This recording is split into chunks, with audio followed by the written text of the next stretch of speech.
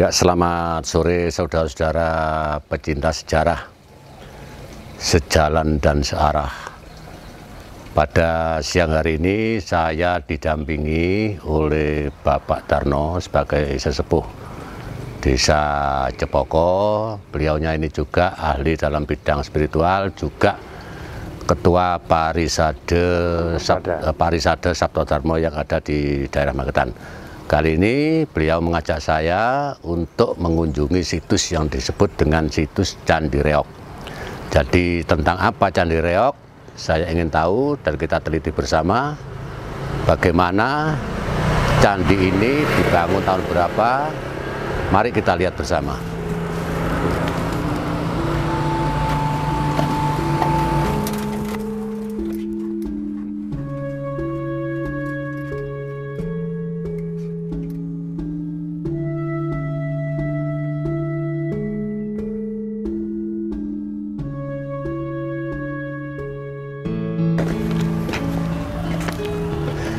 Ya Pak Darno, saya mau ikut bertanya sebentar, ya sedikit saja tentang dongeng ya Pak ya. Iya.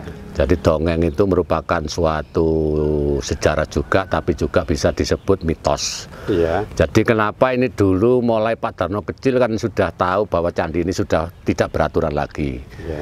Ya jadi kenapa ini kok langsung oleh masyarakat disebut dengan Candi Reog? Gimana Pak? Seperti apa kira-kira Pak? Sejauh yang saya dengar, saya kecil, candi ini dikatakan Candi Reog karena kan mirip dengan macan itu. Oh, ya mirip dengan apa namanya, kepala macan ya Pak ya. Jadi orang-orang zaman dulu memang belum pernah mengenal sejarah antropologi dan sebagainya. Jadi wis dipek gampangnya Candi Reog gitu aja ya Pak ya.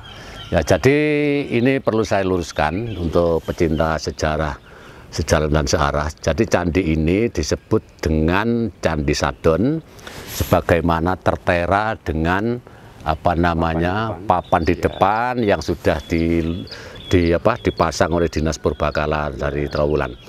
Jadi Candi Sadon ini kalau menurut pengamatan saya, candi ini dibangun zaman era Empu Sendok. Oh ya ya. Ya, zaman era Empu Sendok ya. Karena apa? Karena ini di Magetan ini zaman era Empu Sendok itu ya tahun 929 itu erat kaitannya dengan Candi Simbatan.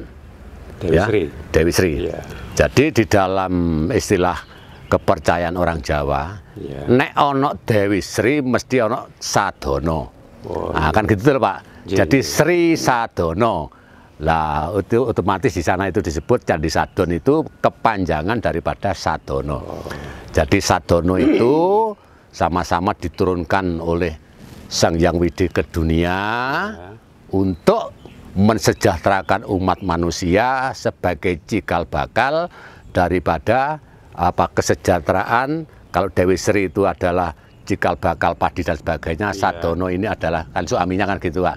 Makanya di dalam doa-doa itu orang-orang Jawa tidak bisa lepas kalau metik, kalau manen itu mesti menyebut Sri Sadono. Nah, Sadono adalah manifestasi daripada Sang Hyang Wisnu, sedangkan Dewi Sri adalah manifestasi dari Sang Hyang Sri. Karena Magetan itu terletak di lereng Gunung Lawu, maka Empu Sendok membuat suatu percandian ya. Percandian ini disebut percandian dua panguripan ya, dua panguripan untuk masyarakat mengatakan. Yang sana itu Candi Simbatan yang sudah pernah kita liput bersama, dan yang satu ini adalah Sadono, ini yang laki dan sana yang perempuan. Makanya di sini ada orientasinya, ada keterkaitannya dengan sejarah Empu Sendok waktu akan mendirikan sebuah pusat pemerintahan yang disebut dengan Medang Kahuripan. Akan tetapi setelah candi-candi ini dibangun, candi ini sudah ratusan tahun tidak terawat. Empu Sendok meninggalkan kota Magetan menuju ke daerah Megalon Jombang. Ya, jadi di sini sudah jelas candi-candi ini dulu saya jelaskan ya Pak ya. Jadi ini kan disebut Kalamakara Pak. Oh gitu. Ya, jadi Kalamakara itu di Gapuro Candi itu kan ada yang namanya pintu masuk. Dan di atasnya pintu masuk itu mesti ada Kalamakara. Jadi candi ini merupakan pintu gerbang Pak. Pintu gerbang karena lereng Lawu itu kan di sana toh Pak. Ya lah. Pintu gerbang untuk menuju lereng Lawu. Sedang lereng Lawu itu diyakini oleh masyarakat sebagai candi yang berbentuk siwa. Ya, jadi menurut orang-orang Jawa, Mahendra itu adalah pertama kali ada Medang Kamulan yang masih berusia 24 tahun, kemudian berganti ke namanya Magehan, ya. Akan tetapi Magehan itu sampai sekarang mungkin bisa jadi Magehan Wetan itu Magehan Wetan, itu kan Magehan Wetan. Jadilah kota Magetan. Jadi Magetan itu mungkin loh ya Pak, ini persepsi saya, Magehan Wetan itu asal kata dari Magehan Wetan jadi Magetan itu salah satu apa ya, salah satu prediksi saya ya, kemungkinan besar seperti itu. Dan setelah itu memang di sini itu hanya merupakan satu gapura saja, bukan percandian yang luas, akan tetapi merupakan gapura sebagai pintu masuk ya, pintu masuk ke Gunung Lawu, karena di sana itu lurus simetris kepada Gunung Lawu ya. Nah, Gunung Lawu sebagai puncak Siwa Mahadewa ya. Nah, disinilah kemudian di dalam cerita apa, di dalam literatur sejarah atau kronik dan sebagainya, memang Sadon ini bukan Candi Reok, akan tetapi adalah Candi Sadono, candi yang ada keterkaitannya dengan yang ada di Sambawa Wautan yang juga disebut dengan Simbatan, di sana Dewi Sri sebagai yang perempuan dan ini Sadono sebagai yang laki. Jadi ini memang tidak bisa terpisahkan ya. Jadi kalau di daerah Candi Sadono itu memang dibangun di daerah Cepoko, kalau Dewi Srinya dibangun di daerah Nguntoronadi yang sekarang terkenal dengan Desa Simbatan. Ini sudah satu paket apa? Misalnya kalau kita sogo, kita mau metik, ini tidak bisa lepas Sri Sadono, yaitu menurut keyakinan orang Jawa kan seperti itu Pak. Ya sampai sekarang, oleh karena leluhur kita dulu itu memang ya karena kurangnya pengertian tentang sejarah, akhirnya Sadono O-nya itu hilang. Sadon, aslinya dulu itu Sadono. Nah, dalam perjalanan waktu, karena terus leluhur kita yang zaman-zaman dulu itu sudah ngerti kalau ini Sadono, tidak pernah apa namanya memberikan saran kepada anak cucunya, terus ketungkopati. Jadilah masyarakat sekarang, wah iki candi iki kok ono gambare macan, nah iki disebutlah Candi Reok. Padahal ini adalah salah satu sebuah kalamakara, pintu masuk gerbang menuju persis posisinya di Gunung Lawu. Ya, jadi bisa kita lihat bersama tentang Candi Sadon ini. Kita bisa keliling lagi, keliling ya, keliling Pak ya. Ya bisa. Keliling, nah, ini saya tunjukkan lagi Pak.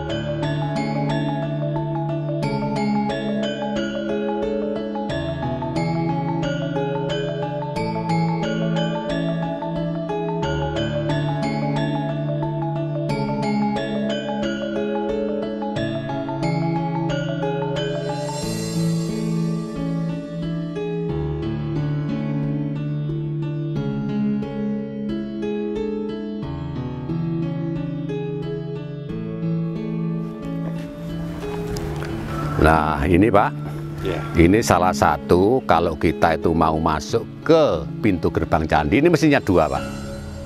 Ini mestinya dua ini, candi ini. Jadi ini biasanya candi ini dipasang di kanan kiri dan di sini ada tangga Pak.